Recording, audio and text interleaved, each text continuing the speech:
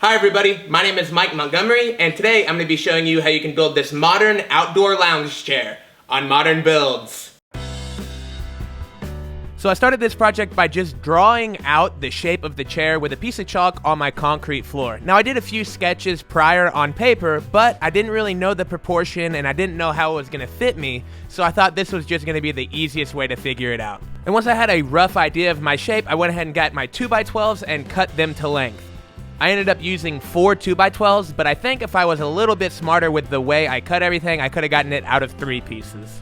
Now I know my grain orientation here isn't great. Typically for the back of a chair you would have the grain going vertically, that way it's stronger, but aesthetically I wanted all the grain going across. So I used my doweling jig, which I'll leave a link to in the description as well as in my written article. That way where my 2 boards would always meet, it would be really strong and I wouldn't have to worry about it.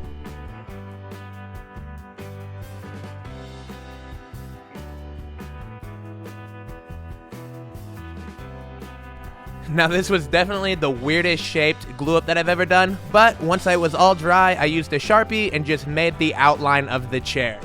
Then I could use my jigsaw and cut it out. Now I'm making sure not to take the line when I cut, that way I can come back with a belt sander to clean it up later. And once I had one side completely done, I used that as a template to mark and cut my second.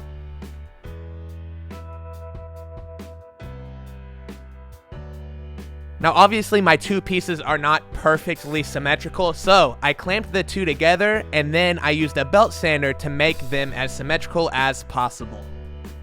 I also used the belt sander to finalize the shape of the chair.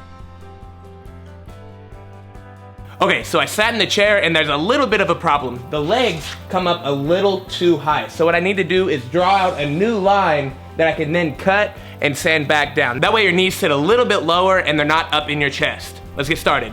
So obviously in hindsight, if I knew that I wouldn't be using that third piece of the 2x12, I would not have cut and glued that on there, but I didn't know at the time, so no harm, no foul. And now with the legs recut and reshaped, I could go ahead and sit back on it and it felt great. Super comfortable. And my next step is just to use the belt sander again to clean up the faces of my sides. And as an optional step, I use a router with a really big round over bit just to clean up the edges so that it rolls easier and won't splinter. To make my slats, I set my table saw to 3/8 of an inch and I cut a bunch of 2x4s down into strips. I used 3 2x4s and I was able to get all the pieces I need out of it. Here I'm cutting them to 24 inches and trying to avoid the knots as much as possible.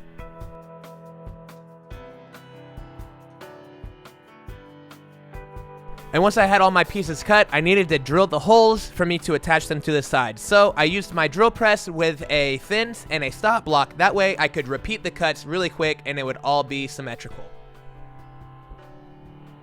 And once I had all of them done, I came back with a countersink bit and just countersank all those holes. Now I used some 2x4 scraps and clamps to make it to where my 2 sides could stand up. That way I could attach my first couple slats without them falling over.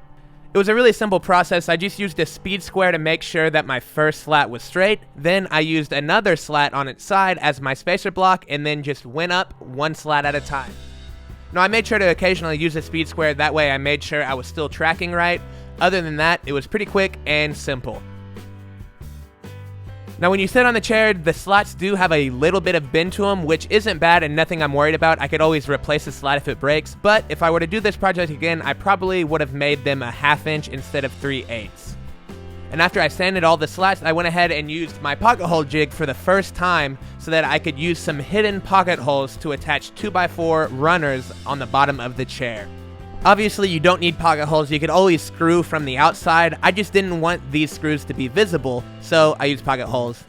And with the finish sanding up to 220 grit, the chair was done. Now I absolutely love how this came out. I think it looks incredible and it's really comfortable. And since it's outside, I do plan on putting a clear deck finish on it, I just haven't yet. So first off, I want to give a big thanks to everybody for watching. If this is your first time to my channel, I want to say welcome, as well as please subscribe, because I put out a new project video every week and you'll definitely want to stay updated with those. If you enjoyed this video, don't forget to hit that thumbs up. That lets me know what kind of projects y'all are into and what you might be into in the future as well. If you've got any questions about this project, don't forget to shoot me a comment below. I try to answer all of those. And if you want to keep up with me throughout the week, Instagram is the place to do that. That is where I post most often, and I've been starting to use the stories feature on there, which is actually pretty cool. So thanks again, everybody, and if you plan on building this project, don't forget to check out the written article. It's going to have a lot more information as well as the supplies and materials list. I'm Mike Montgomery, and we'll see you next week on Modern Builds.